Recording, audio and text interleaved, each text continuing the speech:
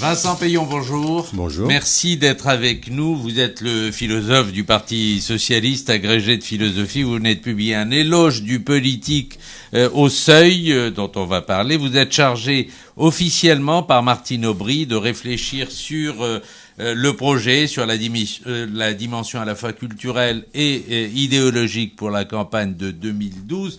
On va en parler aussi, mais d'abord, le président de la République va s'exprimer ce soir pour annoncer un remaniement et clarifier la position de la France sur les événements de ces dernières semaines. Qu'est-ce que vous attendez de cette déclaration ? Écoutez, je suis très inquiet, mais depuis longtemps, de la façon dont Nicolas Sarkozy gouverne le pays. Je pense que nous l'avons vu très tôt, à la fois dans sa gestion institutionnelle, le président omniprésent. Je vois que maintenant il se plaint que Fillon ne montrait pas suffisamment au créneau.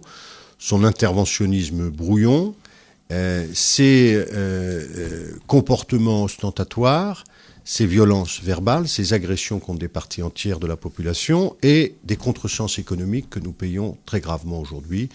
Que ce soit les heures sup défiscalisées, que ce soit le bouclier fiscal, que ce soit un certain nombre de mesures sur les entreprises, mais qui ont coûté très cher en termes de niche fiscale. Donc on a une difficulté majeure. Moi, ce qui m'inquiète, si vous voulez, c'est aussi derrière le président l'état du pays. Vous savez, il y a une réflexion très ancienne des philosophes allemands après 1930, de se dire dans la représentation politique, parce que Hitler était venu au pouvoir par les urnes, il y a le représentant, mais le représentant, il illustre la façon dont la société se représente elle-même. Donc on va élire quelqu'un, et ce quelqu'un, c'était Nicolas Sarkozy pour nous, il dit un état de notre société. Car moi je n'ai pas découvert Nicolas Sarkozy ou ses incapacités, y compris à régler les problèmes de sécurité, dans les 6 derniers mois. Oh, il avait quand même été, disons, perçu comme un plutôt pas mauvais ministre.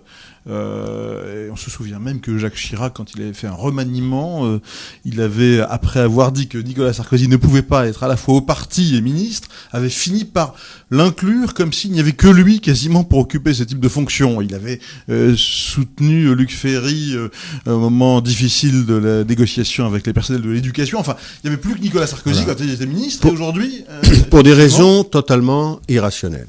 L'homme qui a démantelé la police de proximité, sous l'applaudissement de tous les médias, de tous les gens qui ne réfléchissent pas, qui ne connaissent pas les sujets, et avec le rouleau compresseur. L'homme qui met en place le Conseil français du culte musulman, qui aujourd'hui nous dit pas de communautarisme. Il est le seul dans ce pays à avoir jamais eu cette tentation. Il fallait pas faire le Conseil français du culte musulman ?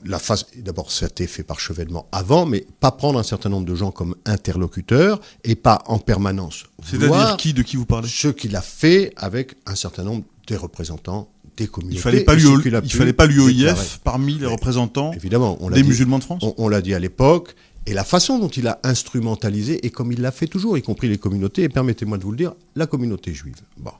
Alors on va en parler parce qu'on va parler... Non, mais je voudrais finir là-dessus. Mon inquiétude, je vous le dis, elle est évidemment Nicolas Sarkozy, mais moi je ne le découvre pas. Elle est les 14 mois qui nous restent, puisqu'on parlait du remaniement, les 14 mois qui nous restent. Un de vos collègues avait dit que de temps perdu avec Sarkozy. Prenez l'éducation, le logement. Mais ce n'est pas simplement du temps perdu, c'est de la régression.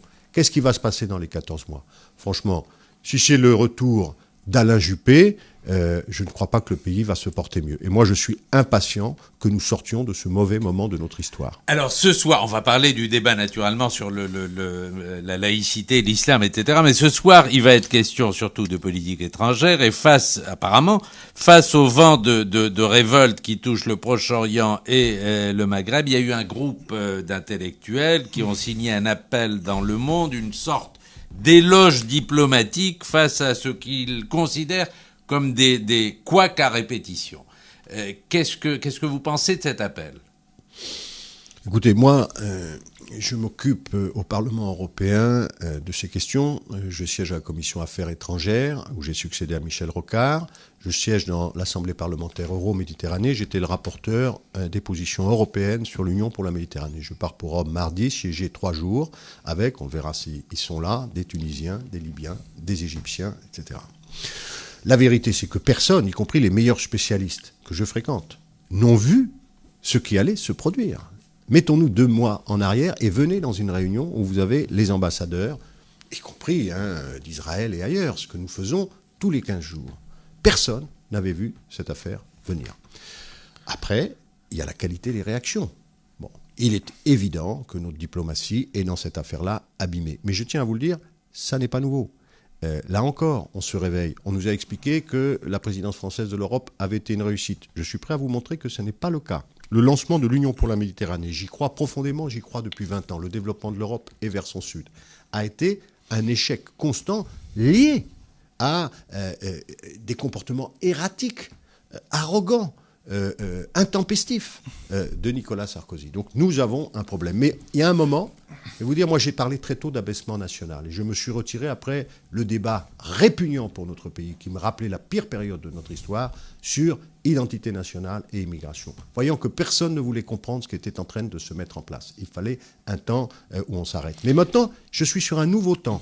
Je suis sur le temps, un pays ne peut pas uniquement se mal aimer à ce point-là. La France est aujourd'hui, dans le fond, et l'adhésion des Français, enfin l'absence d'adhésion à Sarkozy est le symptôme de ça, en train de se mal aimer comme l'Europe ne s'aime pas. Or, ça n'est pas possible. Nous avons besoin d'être plus forts. Attends, juste, on voudrait revenir quand même sur cette affaire de révolution dans différents pays arabes. On a vu la Tunisie, on a vu l'Égypte, on voit actuellement ce qui se passe en Libye. Et à chaque fois, finalement, que les projecteurs se focalisent sur un de ces pays, on constate qu'il y a des ministres, premiers ministres, ministres des Affaires étrangères, qui ont des relations très particulières avec les présidents de ces pays. Madame Alliot-Marie, vous le savez, on ne va pas rappeler l'affaire de l'avion de l'ami de M. Ben Ali.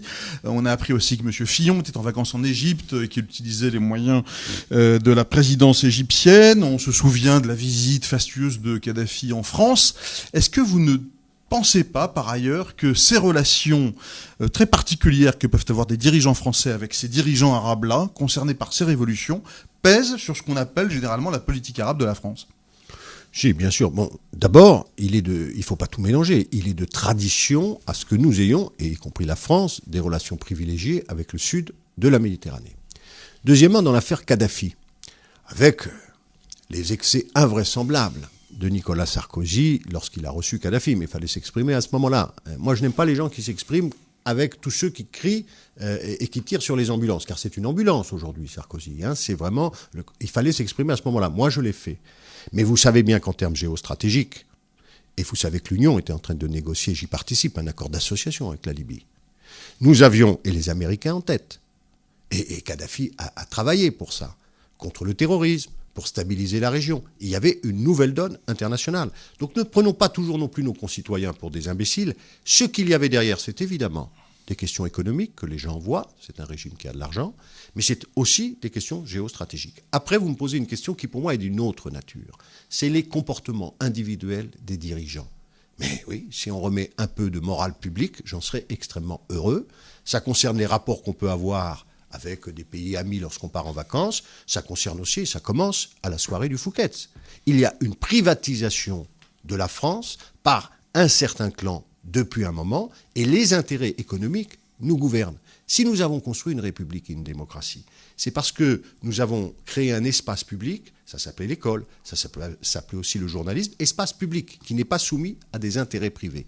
Et lorsqu'on veut être en charge de l'intérêt public, on fréquente des gens qui représentent des intérêts privés importants, c'est tout à fait naturel, on est dans une économie de marché, mais il faut être capable, pensez à De Gaulle, pensez à d'autres, à mettre vraiment une frontière extrêmement nette.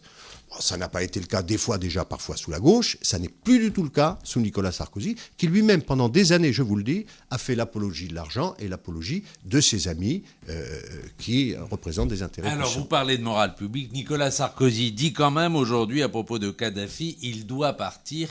Qu'est-ce qu'on fait s'il refuse de partir, s'il se maintient et si le bain de sang se poursuit? Qu'est-ce qu'il faut faire?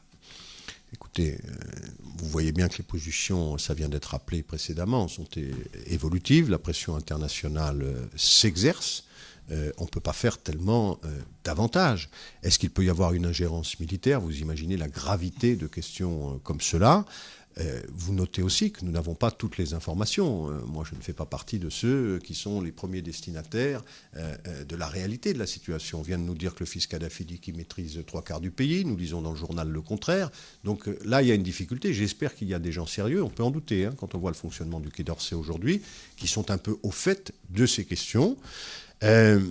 Sur le fond de l'affaire, j'ai lu avec intérêt le récit qu'a fait Bernard-Henri Lévy dans Libération hier de ce qui se passe en Égypte. Moi, je dis aussi, et j'ai toujours été, je le redis, le premier partisan du développement de l'Europe vers le sud. Et moi, je vais très loin. C'est l'intégration de la Turquie, c'est une banque euro-méditerranée, c'est des accords d'association privilégiés avec ceux qui iront dans le sens de la démocratie. Mais il ne faut pas croire non plus qu'une hirondelle fait le printemps. Et que nous allons avoir, il faut les accompagner d'ailleurs de ce point de vue-là, nous allons avoir, dans ces pays qui sont en train de se libérer de certaines oppressions, des moments sans doute difficiles. La démocratie ne va pas s'instaurer en un jour. Nicolas Sarkozy, vous le disiez tout à l'heure, est une ambulance. Michel Alliot-Marie est une ambulance tout autant, si ce n'est bien plus. Ça fait plusieurs jours qu'on évoque son départ du gouvernement, mais officiellement... elle est toujours membre de l'équipe de François Fillon, elle est encore en visite officielle. Qu'est-ce que vous pensez de cette manière qu'on a de limoger une ministre en le laissant dire dans la presse, sans le démentir, tout en évitant de lui annoncer ? Vous avez tout dit, j'ai d'ailleurs refusé, ça fait 3 jours qu'un certain nombre de vos collègues nous demandent de commenter une démission qui n'a pas eu lieu et qui n'a pas été annoncée. C'est la folie actuelle, si vous voulez. Mais bon, c'est dans ce jeu de miroir, vous venez de le dire, les politiques ont une responsabilité. Et on en revient, dans le fond, à ce que je crois être, et moi qui me soucie énormément, une crise du politique, c'est l'objet de mon livre, mais pensez à une chose qui va énormément compter dans les années qui viennent, qui compte énormément, une vraie crise de l'autorité. Parce que derrière la crise du politique, c'est une crise de toutes les autorités. Et on attaque un jour les juges. On met en question les journalistes, qui sont une forme de pouvoir. La fonction présidentielle est très dégradée. Celui qui le fait le plus sur les journalistes, c'est quand même plutôt un homme de gauche, c'est Jean-Luc Mélenchon actuellement, c'est pas Nicolas Sarkozy. Non, c'est pas ça que je veux dire. C'est quand on a eu, si vous voulez, il faut des règles. Quand on a l'affaire de la nomination du président du service public par le président de la République, c'est un problème qui finalement pèse sur toute la profession. Lorsque on signale soi-même ses amitiés avec des gens qui sont des opérateurs privés vivant de commande de l'État, mais possédant les grands médias, ça c'est Nicolas Sarkozy, c'est pas Jean-Luc Mélenchon. Jean-Luc Mélenchon, il le fait à sa façon, il s'attaque précisément à ça. Vous pouvez le trouver à droite ou pas à droite, c'est un problème pour notre pays. Je vous l'ai dit tout à l'heure, aujourd'hui, l'espace public est structuré par les médias plus que par l'école. Il faut les retirer en grande partie de la puissance des intérêts privés. Sinon, vous aurez quelque chose que l'intérêt particulier ne fait jamais un intérêt général. Et donc, nous sommes devant ce problème. Il y a des pays où vous avez un certain nombre de règles. On peut le faire en France, c'est extrêmement simple. Pas nommer le président par le président de la République, avoir des commissions de déontologie, interdire la concentration d'un certain nombre de groupes, etc., etc. Faisons-le, ce sont des règles simples. Alors, nous sommes devant un certain nombre de problèmes que vous évoquez dans votre livre, c'est vrai, mais il y a aussi un certain nombre de problèmes sur lesquels il faut prendre une position claire. On nous annonce un exode de plus en plus important de Libyens, de Tunisiens qui arrivent à Lampedusa, mais chacun sait que ça n'est pas leur destination finale. Ils veulent venir en Europe, ils veulent venir en France. L'Europe, pour l'instant, n'a pris, à ma connaissance, aucune mesure, aucune annonce, même sur la position qui est la sienne. Il y a 2 sujets. Il y a un sujet qui est l'urgence, l'immédiateté. Lorsque des gens veulent échapper, ce qui se passe en Libye, d'après les informations que l'on a, y compris nos propres sortissants, car là encore on a eu un temps de retard, et ceux de l'Union européenne. Lorsque des gens sont victimes de violences, il est de notre devoir, c'est toute notre culture et notre civilisation, de les protéger. Deuxièmement, vous avez un deuxième sujet, qui est le sujet le plus fondamental. Je vous parlais tout à l'heure du développement du Sud. Ce que nous devons faire, c'est d'aider au maximum ces pays à pouvoir se développer eux-mêmes, c'est comme ça. C'est pas en tirant sur les gens ou les renvoyant à la mer, comme le veut Marine Le Pen. Qu'est-ce que c'est que ça ? Bon, c'est en permettant à ces pays de se développer. Lorsque Mme Ashton, que vous avez citée tout à l'heure, est allée en Tunisie annoncer qu'elle allait débloquer 19 millions d'euros, vous avez vu la réaction d'un ministre tunisien disant « j'ai cru que c'était une blague, qu'elle se trompait, que c'était des milliards ». Quand vous avez un pays qui fait une révolution comme la Tunisie et que vous dites « je vais donner 19 millions d'euros », nous avons un contrat sur 3 ans qui est de 200 millions d'euros avec la Tunisie, je vais en débloquer un peu plus, je vais donner 19 millions d'euros. C'est une injure. Bon. Donc il faut que nous soyons prêts là. La Banque européenne d'investissement a fait des annonces qui me semblent intéressantes. Il faut aller beaucoup plus loin. Et c'est aussi ce qui permettra de stabiliser les populations. Alors, dans ce contexte, Vincent Peillon, le président de la République, lance son débat sur la laïcité et sur l'islam. Alors, je vous pose la question, est-ce que ce débat est opportun? Est-ce qu'il est nécessaire? Et est-ce que c'est au président de la République de le lancer? Non, ni l'un ni l'autre. Je pense qu'on est dans ces périodes. D'ailleurs, il faut relire son discours de Latran. Vous avez évoqué Jean-Luc Mélenchon. Il avait fait un très bon petit commentaire de ce discours, dans lequel, et aussi c'est la mentalité du président, qui voulait d'ailleurs réformer la loi de 1905 autrefois, de nous expliquer que le curé ou le pasteur avait plus, il avait oublié l'imam et le rabbin, c'est quand même vexant pour certains, mais avait plus de valeur concernant le sens de la vie que l'instituteur. Bon, c'est toujours comme ça, les juifs l'ont connu, il faut l'ennemi. L'ennemi, ça peut être les juifs à un moment. Aujourd'hui, en France, ce sont les musulmans. Et on amalgame musulmans, dont vous savez que beaucoup d'entre eux ne pratiquent pas, c'est tout à fait étonnant. Beaucoup sont tout à fait intégrés et adhèrent aux valeurs de la laïcité, avec islamisme radical. Oui, ça existe l'islamisme radical, mais d'ailleurs c'est pas ce qui a dominé dans les pays qui sont en révolte là. Mais il faut trouver un ennemi, parce que j'arrive finalement à me tenir au pouvoir qu'en désignant des ennemis et des boucs émissaires, selon une vieille théorie. Honnêtement, quand on connaît l'histoire, et c'est pour ça que moi je pense que notre pays va très mal et que le président Sarkozy lui a fait beaucoup de mal. Un pays, c'est comme une personne. Entre nous, en nous, il y a des éléments d'abaissement, il y a des éléments de... Et il faut lutter en permanence, on le fait avec nos enfants, on le fait pour nous-mêmes, contre les tendances à la bassesse. Nous sommes dans une période sombre de notre histoire. Il n'y avait que 80 députés pour pas voter les pleins pouvoirs à Pétain. Il y avait peu de politiques pour lutter au moment de l'affaire Dreyfus. Il y a, en France, on a eu le général Boulanger, on a eu le petit Napoléon. C'est un pays qui alterne les grandeurs et les bassesses, les moments de fierté nationale et les moments d'abaissement et de trahison. Et je considère, et je le dis depuis des années, que nous sommes dans un moment d'abaissement national. Ce débat qui met mal à l'aise, je vois beaucoup de gens de la majorité politique, c'est pas une question de gauche et droite, c'est est-ce qu'on sort du cercle des valeurs républicaines. Et là, il y a une tentation permanente chez Nicolas Sarkozy de jouer avec des choses qui sont extrêmement dangereuses. Bon, je souhaite... Et c'est le projet 2012, c'est ce qu'on doit faire tous ensemble, au-delà des socialistes, je le dis, redressement national. Alors, une consoeur, Anne Sinclair, compagne de Dominique Strauss-Kahn par ailleurs, épouse de Dominique Strauss-Kahn même, dans son blog, a dit que Nicolas Sarkozy jouait avec le feu lorsqu'il évoquait ce débat sur l'islam. Petite incise et parenthèse, est-ce que Madame Sinclair est dans son rôle quand aujourd'hui elle attaque le président de la République sur un débat qu'il souhaite porter dans l'espace public? La liberté d'expression. Madame Sinclair est, comme vous l'avez dit, d'ailleurs une de vos consoeurs émérite depuis très longtemps, une femme que les Français, en dehors de Dominique Strauss-Kahn, moi je l'ai connue avant qu'ils vivent ensemble, et quelqu'un de respecté et d'écouté. Elle s'exprime, elle a un blog, elle s'est exprimée sur des valeurs qui sont fondamentales, qui d'ailleurs, je vous le dis, à mon avis, réunissent la plupart des Français. C'est-à-dire, sortons-nous de cette situation, que nous soyons juifs, que nous soyons musulmans, que nous soyons catholiques, que nous soyons protestants, que nous soyons totalement laïcs, agnostiques, et athées, je ne sais pas quoi. Il y a des gens qui ne se définissent pas par rapport... mais on n'a pas envie de ce débat. On a envie... Sur le fond, elle pensait, en gros, qu'il risque de, je crois, de faire monter le Front National, ce qu'on constate d'ailleurs sondage après sondage. Est-ce que vous partagez cette opinion? Mais totalement. Je pense que c'est déjà, nous payons 2007, tout le monde était dans l'enthousiasme, nous payons aussi les trahisons, ce débat sur l'identité nationale et l'immigration, tout ça fait le lit, effectivement, des extrémismes, et en particulier de l'extrémisme de droite. Mais quand on vide le débat politique de sa rationalité, extrémisme de droite ou extrémisme de gauche, vous verrez, c'est la même chose. Et la vraie question, c'est, mais que ne parle-t-on quand même de l'éducation, de la crise du logement, de notre crise des finances publiques? Qu'est-ce qu'on fait demain de l'Europe? On va reparler des musulmans pour injurier et amalgamer des catégories entières de population qui sont français, comme vous et moi, français. La France s'est faite, Fernand Braudel le disait, d'apports successifs. Elle est précisément, avec son identité républicaine, elle est fondamentalement faite de différences et de respect de ces différences les unes pour les autres. C'est ce que nous a permis la laïcité. Bon, voilà, il y a quelqu'un qui se met en dehors, il y a cette période sombre, je vous l'ai dit, Il faut connaître notre histoire. C'est volontaire, cette fait de jouer avec le feu de la part de Nicolas Sarkozy? Il veut faire monter le Front National?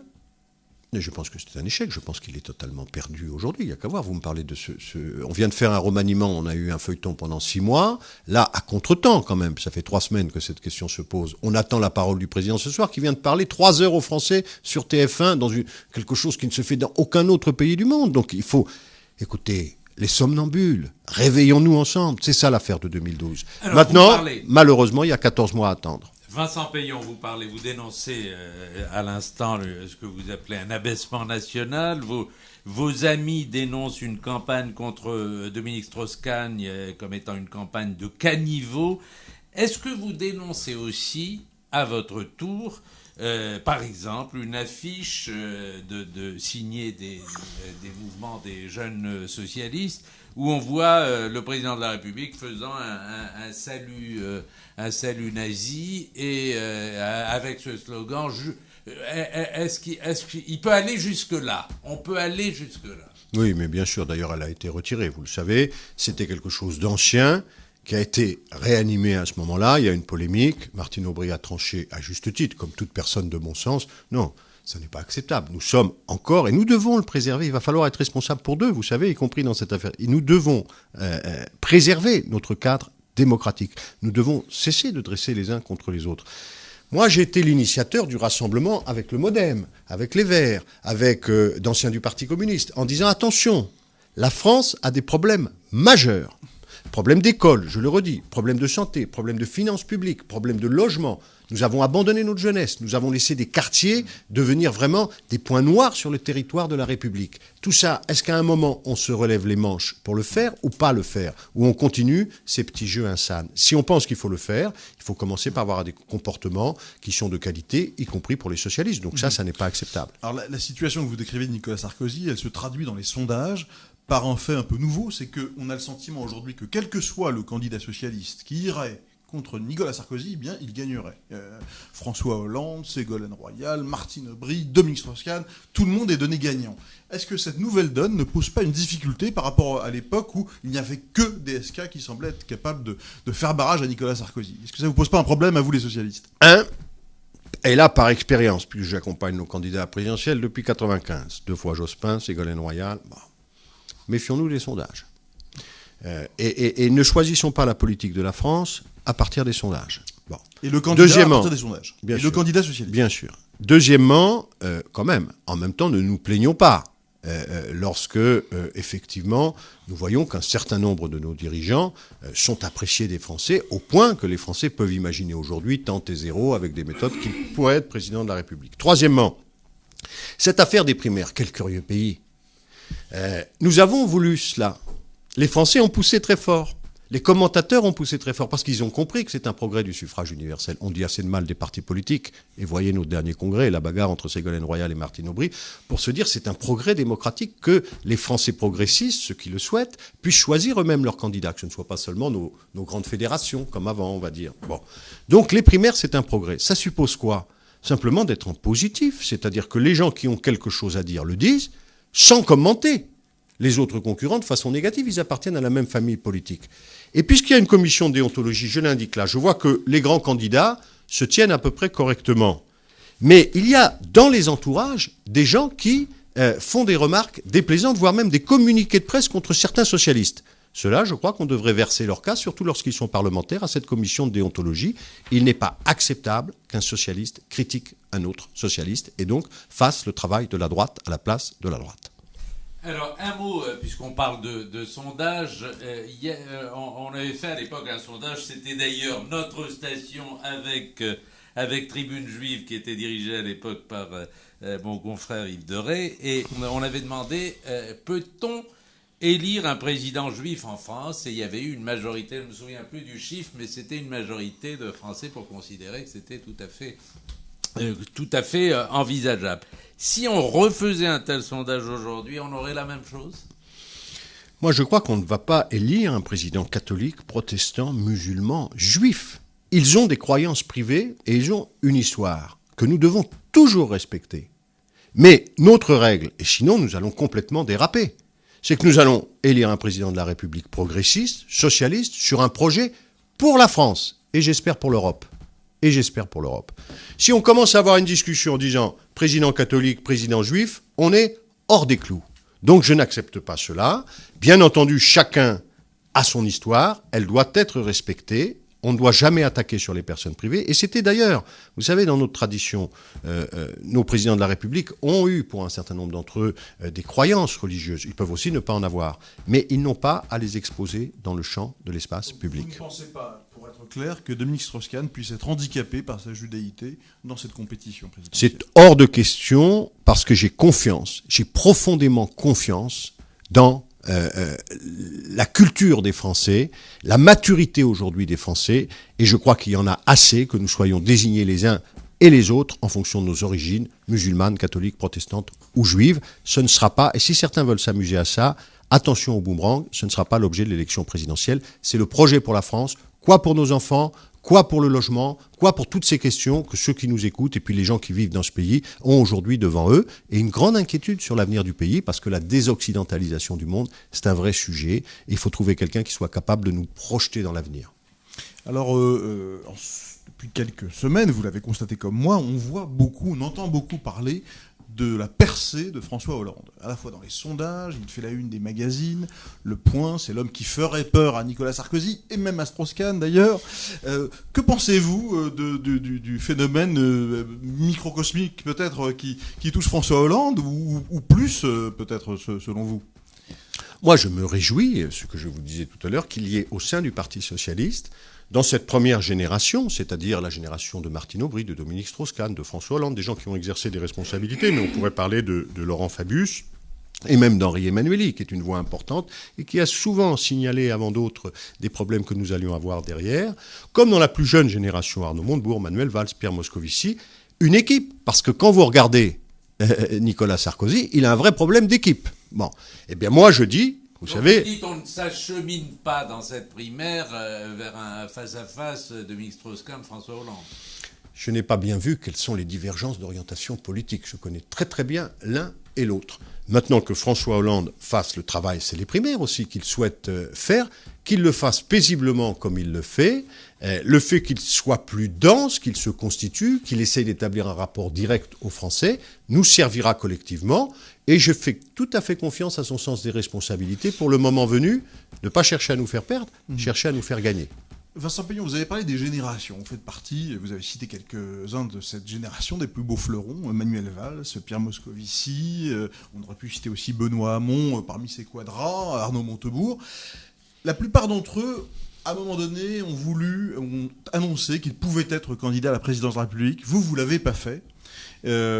Pourquoi à l'époque? Est-ce que vous dites a posteriori que vous avez plutôt raison? Parce que visiblement, ces candidatures semblent quand même se dégonfler à mesure qu'on se rapproche de l'échéance. Je refuse le jeu médiatique et je déteste le mensonge. Je suis d'une culture politique qui n'est pas celle-là. Donc je ne suis d'ailleurs pas un politicien très professionnel. Dans le fond, je suis un professeur de philosophie égaré dans cette affaire. Je savais déjà quand il fallait être candidat au poste de premier secrétaire. Il suffit de le dire. Certains de vos collègues disent vous n'êtes pas candidat, je ne peux pas vous inviter. Eh bien, vous m'invitez pas. Alors les autres font candidature pour pouvoir exister dans le champ médiatique. Donc le champ médiatique guide le champ politique. Et nous avons le sarkozysme au bout. Bon, moi je suis contre ça. Voilà. Et il se fait que vous avez raison. Je pense que beaucoup dont on nous a dit dans la dernière année qu'ils vont être candidats aux primaires, pas à la présidence de la République, ne le seront en définitive pas. Ça n'est pas grave, ils auront émis quelques idées, ils auront fait des livres, ils auront fait des émissions, ils nous auront mieux précisé, on les aura mieux connus, les gens se sont fait une opinion sur eux, voilà. On va dire que les choses sont comme ça, mais c'est vrai que j'avais assez conscience, déjà, c'était chez vous d'ailleurs, que ça s'est produit, que je ne pouvais pas être président de la République en 2012, et ne pouvant pas être président de la République en 2012, même si c'est peut-être mon rêve le plus fou et le plus caché, eh bien le mieux était d'aller soutenir quelqu'un qui pourrait l'être. En tout cas, Vincent Peillon, comme c'est une émission politique, on n'a pas le temps d'entrer dans le fond de votre livre. Ce serait très intéressant et je vous réserve pour une autre invitation dans une émission de la semaine où on peut aller. Il y a une belle réhabilitation de Merleau-Ponty dans votre livre. Le livre s'appelle Éloge du politique, mais ce que vous nous expliquez au fond, c'est que le politique est en train de se défaire sous nos yeux et vous invitez le politique à de l'humilité, en tout cas de la modestie, en expliquant que le plus difficile, c'est d'être son propre contemporain. Alors un mot là-dessus simplement, est-ce que ça n'est pas aujourd'hui le problème du Parti socialiste, être son propre contemporain? Je ne le crois pas, mais je voudrais vous dire un mot parce que c'est près d'ici et puis parce que ça me semble important. Il y a eu le centenaire de la naissance de Merleau-Ponty. Je suis allé à différents colloques, c'est mon métier, et j'ai vu que la plus jeune génération avait oublié que 1945, les temps modernes, ça commence par la guerre a eu lieu. Comment l'antisémitisme est-il possible? On ne peut pas penser après Auschwitz comme avant. Or, de toutes les commémorations, cela est oublié. Et ça fait partie de la crise dont nous parlons depuis tout à l'heure. C'est-à-dire, est-ce que nous allons construire l'avenir dans l'oubli et sans mémoire, et du stalinisme et du nazisme? Lorsque les jeunes générations intellectuelles ne peuvent plus penser ce qui est le cœur de la réflexion d'un homme politique responsable au XXIe siècle, qui veut entrer dans son siècle en tirant les leçons, alors il faut la mémoire. Ce livre est parti de là, de cette blessure de ressentir qu'il y avait cette coupure et tout d'un coup cette amnésie qui était en train de s'installer. Parce que les hommes d'après 1945, du Conseil national de la résistance, de droite comme de gauche, Raymond Aron comme Merleau-Ponty, sont des hommes qui ont cherché à penser en tirant les leçons de ce qui s'était produit. Or, il y a beaucoup de leçons, on ne peut pas le faire là, mais c'est un peu l'objet du livre. Eh bien, écoutez, on vous donne rendez-vous pour une autre émission pour aller plus loin dans cet éloge du politique, une introduction au XXIe siècle qui paraît aux éditions du Seuil. Vincent Peillon, merci d'avoir été l'invité ce matin du Grand Entretien que vous pouvez retrouver sur YouTube d'abord et puis aussi naturellement sur le site de notre station www.radio-rcj.info.